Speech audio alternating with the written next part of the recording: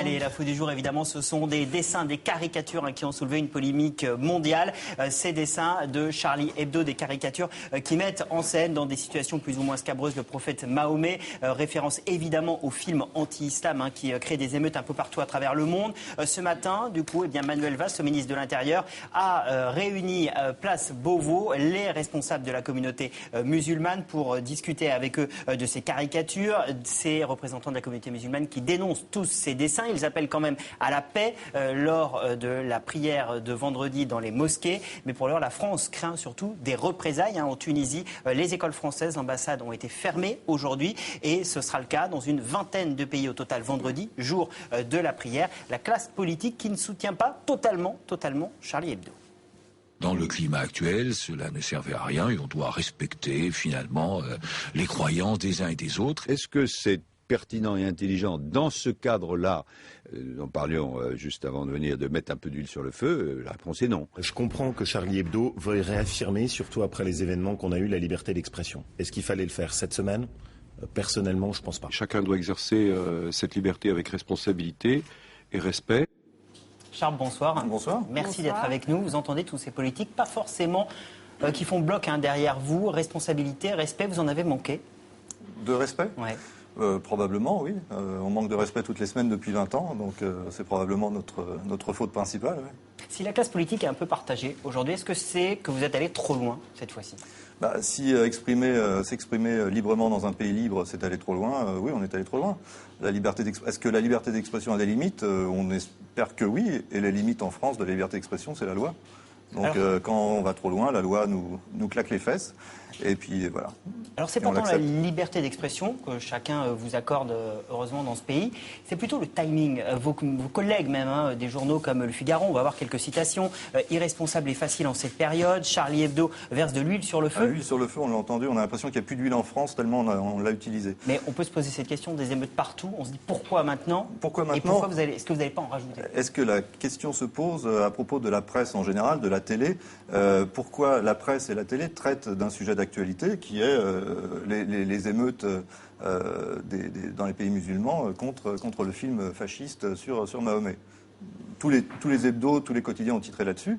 Nous, on est un journal d'actualité aussi, on l'a titré là-dessus, sauf qu'on l'a traité d'une manière différente, on l'a traité en dessin, comme on fait d'habitude, encore une fois, depuis 20 ans. En dessin, mais en ridiculisant la figure du prophète, qui est au centre du film, qui est provoqué les c'est pas tout à fait ça. On se sert du prophète, et on s'en est déjà servi auparavant, pour le mettre en porte-à-faux avec les extrémistes radicaux. En général, on instrumentalise le prophète, si vous voulez, nous, pour ridiculiser les extrémistes radicaux, ou là, en l'occurrence, pour ridiculiser le film qui essaye de ridiculiser l'islam en général. Les dessins que vous publiez dans ce numéro sont plus durs que la une qui était de 2006, le dessin de Cabu, où on voyait le prophète se tenant la main. C'est dur d'être aimé par des cons. Ouais. Parce que là, c'était directement les partisans, les islamistes, les plus extrémistes qui étaient visés. Alors que là, il y a quand même une façon de ridiculiser Mahomet qui est présente dans les dessins que vous publiez dans ce numéro. Peut-être. Écoutez, on a ridiculisé Mahomet, mais on ridiculise Mahomet. C'est un personnage historique, c'est un penseur, un philosophe comme Marx. On a le droit de ridiculiser Marx, on a le droit de ridiculiser des idées. Et voilà, en France, la religion a un statut de... C'est des idées, une philosophie peut-être, mais il n'y a pas de statut particulier pour la religion. Donc il n'y a pas des émeutes de communistes à chaque fois qu'on représente Marx dans le journal. Alors le paradoxe justement, c'est que la seule personne qui vous a défendu très clairement aujourd'hui, c'est Marine Le Pen. C'est évidemment pas le but recherché. C'est pas le but recherché, en plus ça tombe mal pour elle, parce que le seul procès qu'on a en ce moment, c'est Marine Le Pen qui me l'intente, parce que je l'ai représentée sous une forme qu'elle n'a pas aimée.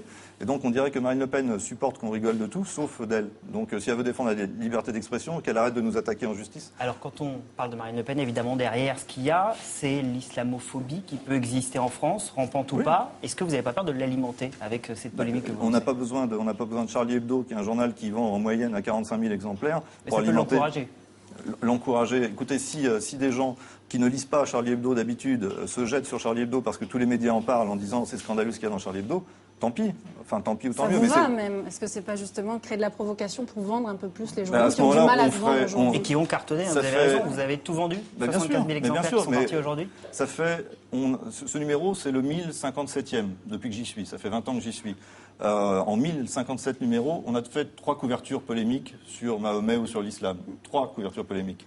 On a eu un procès avec les musulmans, on a eu 14 procès avec l'extrême droite catholique. On a largement plus traité du pape, des curés, etc. dans Charlie Hebdo que de l'islam. Sauf que le problème, c'est pourquoi ça pète à chaque fois qu'on traite de l'islam, alors qu'on est moins violent, ou en tout cas autant violent avec l'islam qu'avec n'importe quelle autre religion, n'importe quelle autre idéologie. C'est pas nous qui avons un problème avec l'islam, c'est l'islam qui a un problème avec nous. Sur le climat, parce que c'est pas la première fois, Patrick reparlait de 2006, les premières caricatures que vous aviez diffusées. À l'époque, on va écouter François Hollande qui vous avait soutenu très très clairement. Il y a des principes, il y a des libertés qui ne se discutent pas, qui ne se marchandent pas. La liberté d'expression doit être à chaque fois défendue. Est-ce que vous avez le sentiment que le climat a changé, qu'aujourd'hui on vous soutient moins ? Oui, le climat a changé. On a l'impression que Hérault se retrouve dans la peau de Chirac en 2006. Il faut rappeler qu'en 2006, quand on a publié les caricatures de Mahomet, Chirac s'était élevé très, très violemment contre Charlie Hebdo. On s'était aperçu tout de suite après qu'il était en train d'essayer de vendre des rafales au pays du Golfe. Donc ceci explique peut-être ça. Chirac, c'était sous la forme d'un communiqué, effectivement, un communiqué de l'Élysée. Il me semble que les réserves de Jean-Marc Ayrault aujourd'hui sont moins fortes que celles exprimées par Chirac à l'époque. Jean-Marc Ayrault a reculé un peu, mais ses premières déclarations étaient assez fraîches à notre égard. Un mot de vous pour finir. Vous êtes sous protection policière. Il y a des renforts de sécurité devant Charlie Hebdo. Vous avez peur ? Non, puisqu'il y a des renforts policiers et qu'il y a du monde à Charlie Hebdo. J'ai pas le temps d'avoir peur. On doit faire le journal de la semaine prochaine. Vous avez quand même 5 personnes là qui vous accompagnent et qui sont en coulisses. Ah, non, pas 5 personnes. Non. Là, j'en ai 3. J'en ai 3 ce soir. On se souvient quand même des bâtiments qu'on brûlait en 2011. Oui, mais c'est pour ça qu'on se souvient. Effectivement, quand on a fait cette une cette semaine, on s'est dit il y a un risque. En 2011, l'année dernière, on s'est pas dit ça du tout. On a fait ça de bon cœur. Là maintenant, on sait ce qu'on risque. Mais c'est pas pour ça qu'on arrêtera de le faire. C'est reculer, admettre qu'on arrête de dessiner le prophète, c'est admettre demain on arrêtera de dessiner des femmes ou qu'on arrêtera de représenter des hommes ou des animaux, etc. Jusqu'où on va aller en cédant aux radicaux. Il n'y a pas de raison de le faire, je pense. Vous entendu, merci beaucoup, Charles, d'être venu nous expliquer votre démarche. Merci. Merci.